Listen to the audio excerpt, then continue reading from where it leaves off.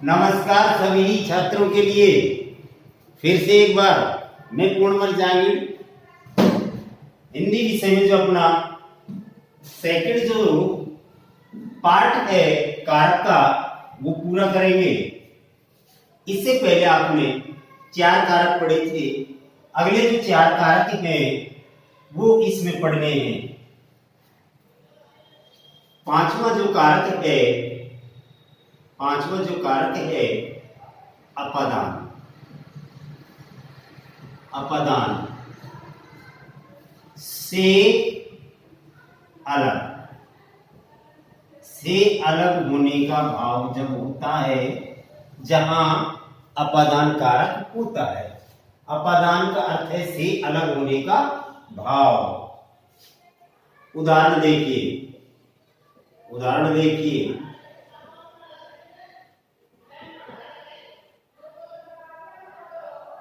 बादलों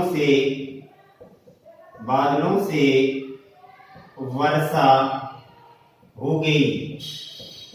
बादलों से वर्षा हो गई अर्थात बादलों में जो पानी था उन्होंने उसको छोड़ दिया है, यानी उससे वो अलग हो जाता है। वर्षा दिल्ली से आ गई। वर्षा दिल्ली से आ गई। ये अपादान कारक है। जहां अलग होने का भाव होता हो उसे अपादान कारक कहते हैं। अपादान से अलग। राजेश कुर्सी से गिर गया। राजेश कुर्सी से गिर गया। ये जो है उदाहरण आपको वो अपादान कारक है। अपादान का अर्थ होता है कि जब कोई व्यक्ति वस्तु किसी व्यक्ति या वस्तु से अलग होती हो, अलग होने का भाव जहां हो वहां अपादान कारक होता है। छठा अपादान कारक का भाव होता है। छठा संबंध। छठा जो कारक होगा वो संबंध कारक होगा। संबंध कारक का अर्थ है कि एक वस्तु का एक व्यक्ति का दूसरे व्यक्ति के साथ लगाव, एक वस्तु का दूसरी वस्तु के साथ संबंध। तो संबंध का, के, की, ना, ने, नी, रा, रे, री। लेकिन संबंध को बताते समय हमें ये विशेष ध्यान रखना होगा कि कई बार संबंध जो कारक है वो गलत हो जाता है कारक प्रसंग के कारण। उदाहरण देखिए पहले इसका उदाहरण देखिए। यह पुस्तक सुरेश की है। यह पुस्तक सुरेश की है। यह पुस्तक सुरेश की है। यह पुस्तक सुरेश की है। ये संबंध जो कारक है ये बताता है कि तुलना है संज्ञा व सर्वनाम का जो पद है उनके बीच का संज्ञा संज्ञा का संबंध या संज्ञा सर्वनाम का जो संबंध जहां स्थापित होता है वहां संबंध कारक होगा।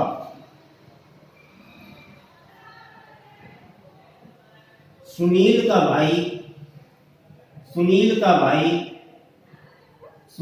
भाई इसको देखिए खेल रहा है अर्थात खेलने वाला जो बच्चा है वो सुनील का भाई है। का जो है वो संबंध प्रसंग कारक के अनुसार जो चलता है वो अपादान कारक है। जो कारक प्रसंग है इसका वो का है और का ये बताता है संज्ञा के बीच में संबंध। संज्ञा सुनील और भाई भी सुनील का जो है वो भी संज्ञा है। अब संज्ञा संज्ञा के बीच या संज्ञा सर्वनाम के बीच जो संबंध स्थापित करता है वो संबंध कारक होता है के परसर्ग के साथ। लेकिन ध्यान दें, कई बार संबंध कारक में का, के, की, ना, ने, नी या रा, रे, नी परसर्ग नहीं आता और सीधा इसको दे दिया जाता है। जैसे इसका भाई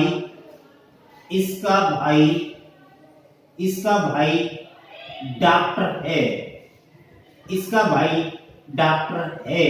तो अब ध्यान दें, यहां का, के, की, ना, ने, नी या का कोई भी कारक परसर्ग नहीं है। तो अब ऐसे में इसका भाई डॉक्टर है, तो ऐसे में जो आप स्थापित करोगे संबंध को देखोगे तो इसका जो भी है भाई डॉक्टर है, यानी डॉक्टर और इसके के बीच में जो भाई का काम कर रहा है ये कारक परसर्ग का काम कर रहा है। ये संबंध जो है उसको स्थापित करता है। तो कई बार बिना परसर्ग से के भी कारक दे दिया जाता है। जैसे इसका अगला देखिए, इसी का देखिए संबंध का, इसकी उम्र 50 वर्ष है। इसका अगला उदाहरण देखिए, इसी का बता रहा हूं मैं, इसकी उम्र 50 वर्ष है, इसकी उम्र 50 वर्ष है। यहां ध्यान दें, इसकी उम्र 50 वर्ष है। यहां जो संबंध कारक स्थापित होता है इसकी, यानी एक जो व्यक्ति है उसकी उम्र कितनी है, 50 वर्ष है। तो उस व्यक्ति और उम्र के बीच का जो संबंध है वो बताया जाता है। उसके बाद अधिकरण कारक, सातवां जो कारक होगा वो अधिकरण कारक होगा। अधिकरण कारक चिन्ह है में, पर, ऊपर का भाव, में पर ऊपर का भाव। अगर कोई वस्तु किसी वस्तु के ऊपर रखी हो, कोई वस्तु किसी वस्तु के अंदर हो, तो वहां अधिकरण में पर ऊपर का भाव आता है। जैसे इसको ये समझिए कि ये एक टेबल है और इस टेबल के ऊपर ये गिलास रख दिया जाता है, इस टेबल के ऊपर ये गिलास रख दिया जाता है। तो जब अपन इसको बोलते हैं गिलास टेबल पर, गिलास टेबल पर रखा है, गिलास टेबल पर रखा है, गिलास टेबल पर रखा है। तो जो पर परसर्ग है, पर वो गिलास की स्थिति को समझाता है, गिलास की स्थिति को बताता है कि वो टेबल के ऊपर रखा है, तो जहां अधिकरण कारक होगा वहां में पर ऊपर का जो भाव होगा वो होगा। चलिए अगला उदाहरण देता हूं मैं। उदाहरण देखिए अब इसका, मां कुर्सी पर बैठी है, मां कुर्सी पर बैठी है, में पर ऊपर, मां कुर्सी पर बैठी है। अधिकरण कारक वह 10 दिन में आएगा, वह में का देखिए, में परसर्ग का, वह 10 दिन में आएगा, वह 10 दिन में आएगा। तो यहां जो है आने का जो भाव है वो दर्शाता है में परसर्ग चिन्ह से कि वह 10 दिन में आएगा।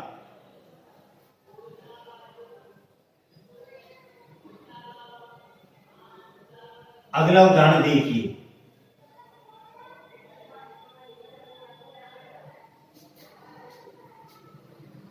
अगला देखिए, शुभेंदु शुभेंदु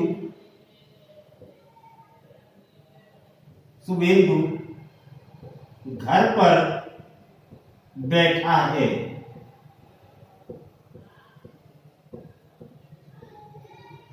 एक इसका दूसरा उदाहरण देखिए, शुभेंदु, इसका दूसरा उदाहरण देखिए, शुभेंदु घर में बैठा है।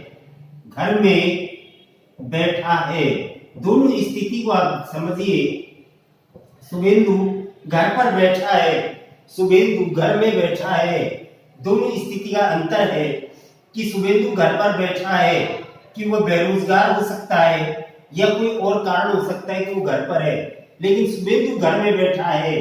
तो घर में बैठा है इसका मतलब कि वो घर के कि वह घर के अंदर है।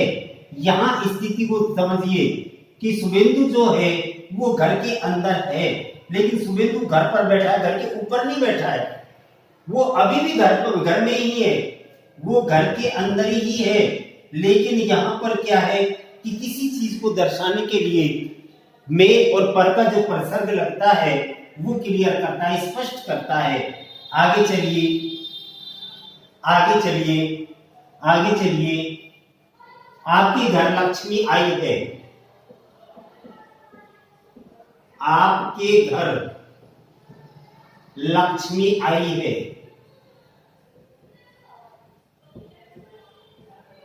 आई है, आपके घर लक्ष्मी आई है।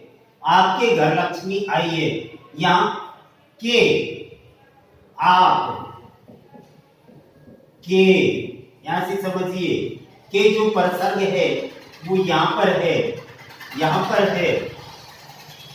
तो अब के प्रसर्ग यहां पर है, तो यहां पर में पर ऊपर आपके घर, अब समझिए में पर ऊपर ये था, होना चाहिए था, ये होना चाहिए।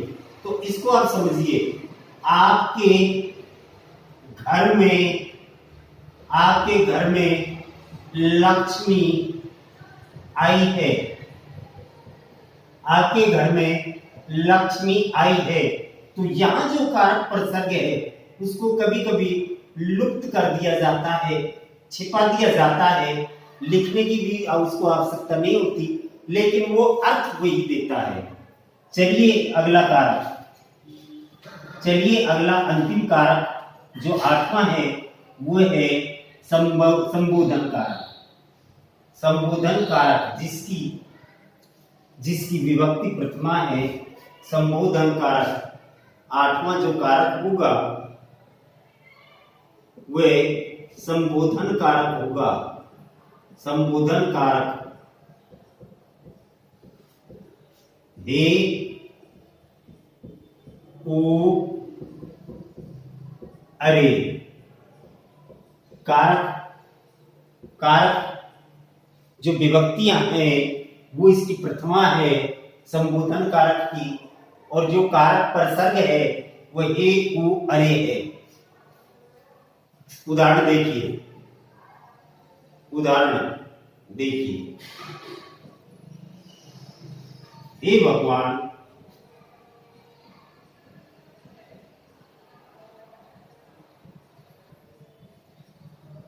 क्या हो गया?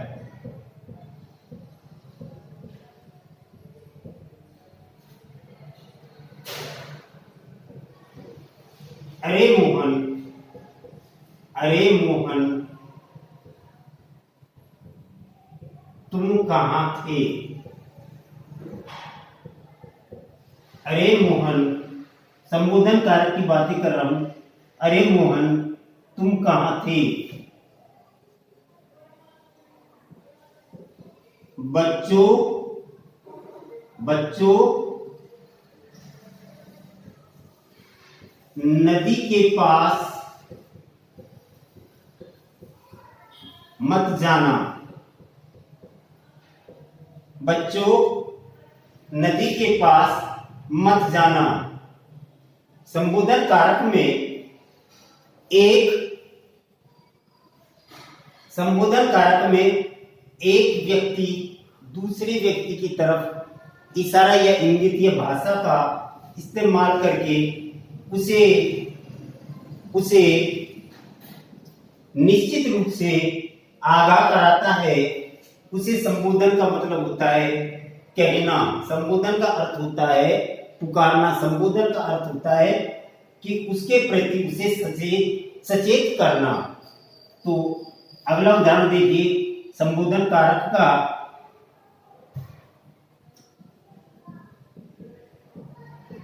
ए लड़कों बैठ जाओ, बैठ जाओ, बैठ जाओ, ए लड़कों बैठ जाओ। तो जहां आपको किसी दूसरे व्यक्ति का बुलाने के लिए या उसे कहने के लिए जिन प्रसर्ग चिन्हों का इस्तेमाल किया जाता है वो संबोधन कारक होता है। कारक 8 प्रकार के होते हैं, लेकिन ध्यान रहे कारक की जो विभक्ति है वो 7 है। संबोधन कारक और कर्ता कारक इन दोनों की विभक्ति प्रथमा होती है। हिंदी विषय में आज जो द्वितीय पाठ में हमने पढ़े थे कारक, ये 8 जो कारक है ये पूर्ण हुए। जय हिंद, जय भारत। फिर एक नए विषय के साथ फिर हाजिर होंगे। तब तक के लिए पूर्ण मन को आज्ञा। जय हिंद, जय।